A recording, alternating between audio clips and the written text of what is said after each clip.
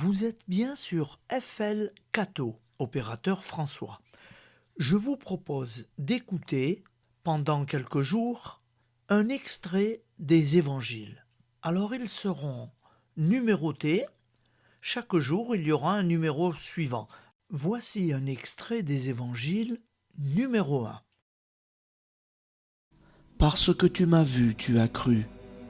Bienheureux ceux qui, sans avoir vu, ont cru. Le Verbe était la vraie lumière.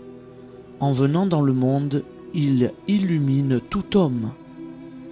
À ceux qui l'ont reçu, à ceux qui croient en son nom, il a donné le pouvoir de devenir enfants de Dieu.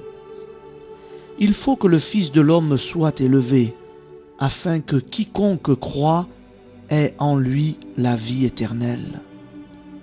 Telle est la volonté de mon Père, que quiconque voit le Fils et croit en lui ait la vie éternelle. Et moi, je le ressusciterai au dernier jour. Tout devient possible pour celui qui croit.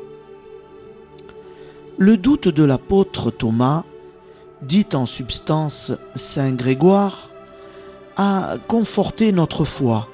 Il a vu le ressuscité, a touché ses plaies, des mains et du côté.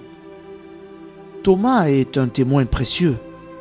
Cependant, Jésus compte sur la foi sans préalable ni condition.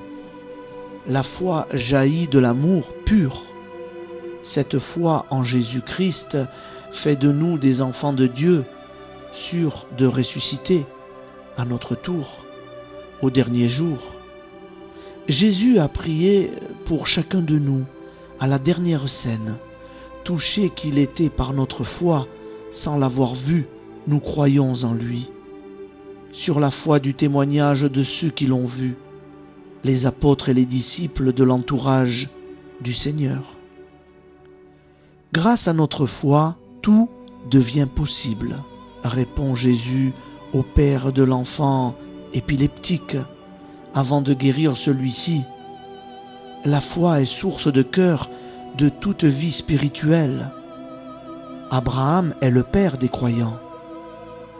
Jésus mène la foi d'Abraham à sa perfection. On devient disciple de Jésus dès l'instant où l'on croit en lui et à sa parole. Et par sa foi, l'homme est justifié. Il est désormais un juste.